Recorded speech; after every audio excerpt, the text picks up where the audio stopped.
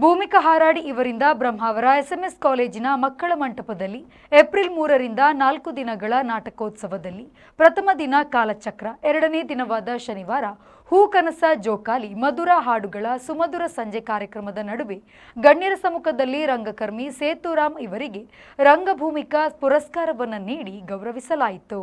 ಸನ್ಮಾನವನ್ನು ಸ್ವೀಕರಿಸಿ ಮಾತನಾಡಿದ ಅವರು, ಸನ್ಮಾನ, ಗೌರವ ಮತ್ತು ಪ್ರಶಸ್ತಿಗಳು ಅತಿ ಸಣ್ಣವರಿಗೆ ನೀಡಬಾರದು ಮತ್ತು ಅತಿ ವಯಸ್ಸು ಕಳೆದು ಕಣ್ಣು ಕಾಣದೆ ಕಿವಿ ಕೇಳದೆ ಏನು ಮಾಡುತ್ತಾರೆ ಅಂತ ತಿಳಿಯದ ವಯಸ್ಸಿನಲ್ಲಿ ಕೂಡ ಮಾಡಬಾರದು.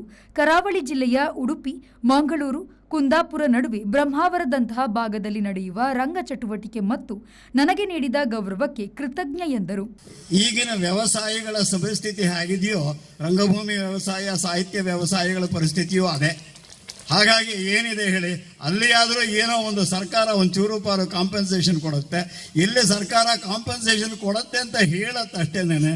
ಯಾಕಂದ್ರೆ ಮಧ್ಯದಲ್ಲಿರುವ ಹೀರಾರ್ಕಿ ನೋಡಿದ್ರೆ ಸಂಸ್ಕೃತಿ ಇಲಾಖೆಗೆ ಸಂಬಂಧಪಟ್ಟ ಮಂತ್ರಿಗಳೇ ನನಗೆ ಎಷ್ಟೋ ಸರಿ ಪರಿಚಯ ಇದ್ದವರಿದ್ದಾರೆ.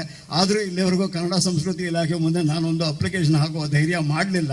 ಯಾಕೆಂತಂದರೆ ವಯಸ್ಸು ದೇಹವನ್ನು ಭಾಗಿಸುತ್ತೆ, ಒಪ್ಕೊಳ್ಳೋಣ. ಅದರ ಒಳಗೆ ನಮ್ಮದನ್ನೇನೋ ಮುರಿದುಕೊಂಡು ನಾವು ಯಾಕೆ ಯಾರ ಮುಂದೆ ಬಾಗಬೇಕು ಹೇಳಿ ಅಲ್ವಾ? ಮನುಷ್ಯನಾಗಿದ್ದೀನಿ, ನೇರ ಬದುಕೋಣಂತೆ. ಮೈ ಬಗ್ಗತ್ತೆ ಬಿಡಿ, ವಯಸ್ಸಾಗತ್ತೆ, ಮೈ ಬಗ್ಗತ್ತೆ. ಒಳಗಿನ ಭಾವಗಳು ಯಾಕೆ ಬಗ್ಗಬೇಕು? ಅವು ಸ್ವಚ್ಛ ಇರಲಿ. ಆ ಕಾರಣದಿಂದ ಅಷ್ಟೇ ರಂಗಭೂಮಿಯೊಟ್ಟಿಗೆ ಅಂಟಿಕೊಂಡರೂ ಕೂಡ ನಾನು ವೃತ್ತಿಯನ್ನು ಬಿಡಲಿಲ್ಲ. ಆದಾಯ ತೆರಿಗೆ ಇಲಾಖೆಯಲ್ಲಿ 30 ವರ್ಷ ಸರ್ವಿಸ್ ಮಾಡಿದೆ. ಭೂಮಿಕಾ ಹಾರಾಡಿಯ ಸಂಚಾಲಕ ರಾಮ್ ಶೆಟ್ಟಿ, ಗಣ್ಯರಾದ ಬಿರ್ತಿ ರಾಜೇಶ್ ಶೆಟ್ಟಿ, ಸಂಪತ್ ಕುಮಾರ್ ಶೆಟ್ಟಿ, ನಾಗರಾಜ್ ಶೆಟ್ಟಿ, ಚಂದ್ರಶೇಖರ ನಾಯರಿ, ಆರ್ಎಂ ಸಾಮಗ ಇನ್ನಿತರರು ಉಪಸ್ಥಿತರಿದ್ದರು. ಭಾನುವಾರ ತಳಿ ಮತ್ತು ಸೋಮವಾರ ಸುಯೋಧನ ನಾಟಕ ಜರುಗಲಿದೆ. ಬ್ಯೂರೋ ರಿಪೋರ್ಟ್, ವಿ4 ನ್ಯೂಸ್, ಬ್ರಹ್ಮಾವರ.